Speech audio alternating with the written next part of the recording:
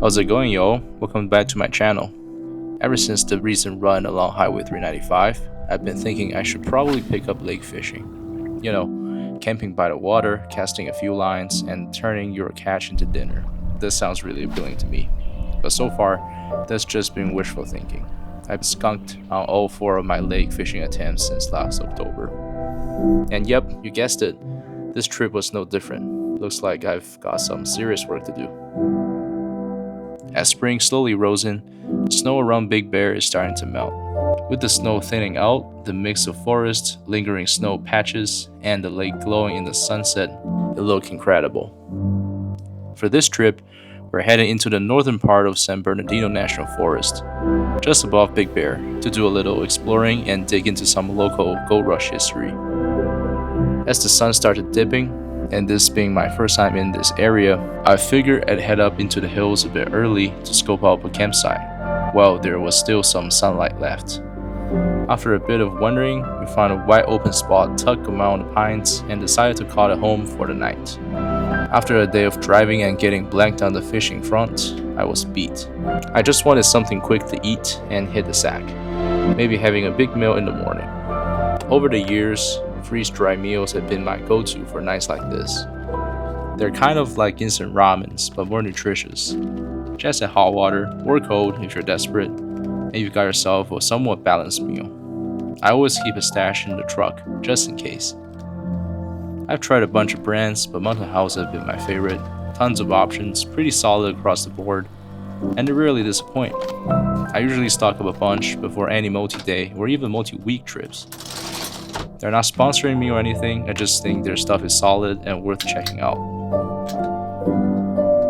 1 packet of beef stew and a can of pineapple beer later, and I was ready to crash.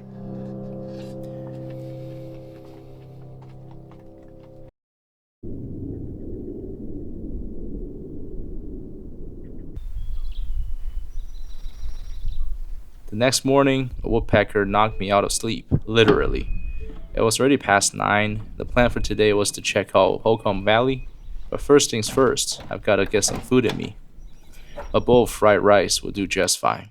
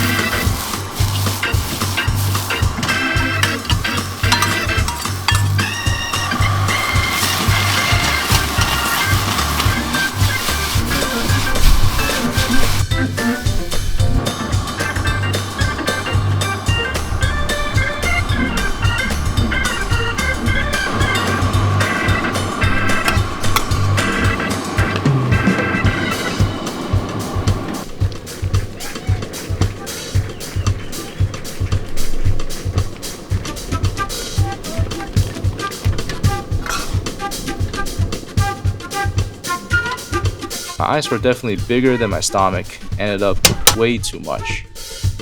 On the plus side, that's a few meals I don't have to cook later. No complaints here.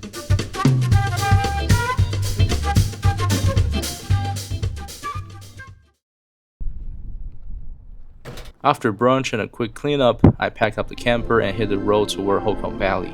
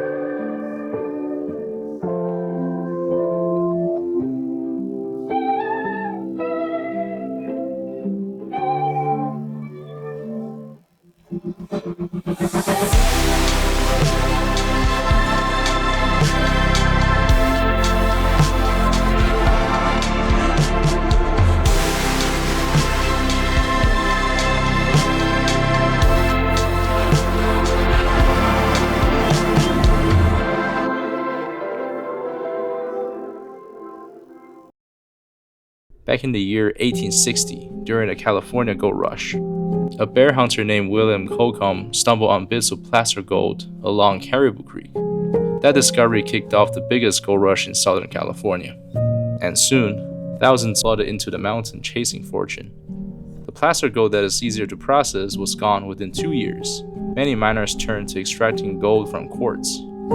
Of all the mining camps that popped up, the largest was Belleville, which at its peak had about 1,500 people.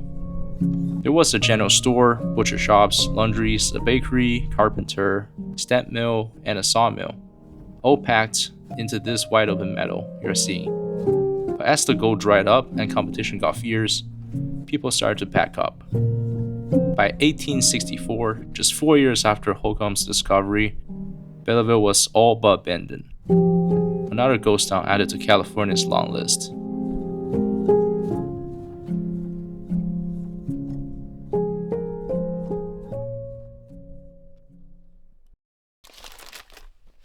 We rolled into camp right after sunset. Still full from lunch, I wasn't in the mood to go all out for dinner.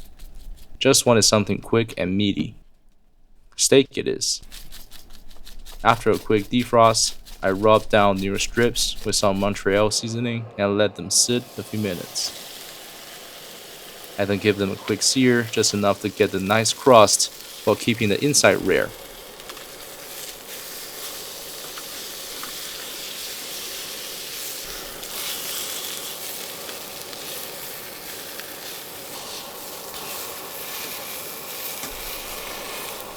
After searing, I let them rest in the back of the truck, which is warmer than outside, and voila, a 15-minute quick but decent steak.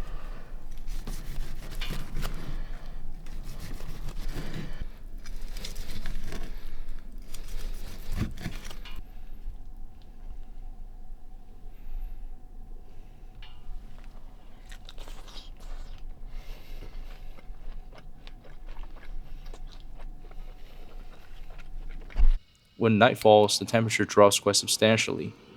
We passed a few signs along the way indicating a fire ban, so I set up my lava box instead of building a bonfire. But honestly, I don't mind. It's versatile, super portable, and way more reliable when we're in a wet or fire-restricted forest like this.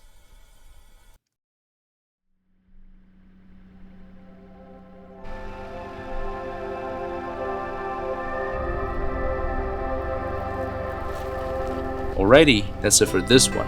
It was a short one, and we didn't get a chance to check out some of the old mines deeper in the forest. But I'll be back, probably with another video. If you enjoyed this one, consider leaving a like and subscribe. It really helps out a new creator like me. Thanks for watching all the way to the end, and I'll catch you in the next one.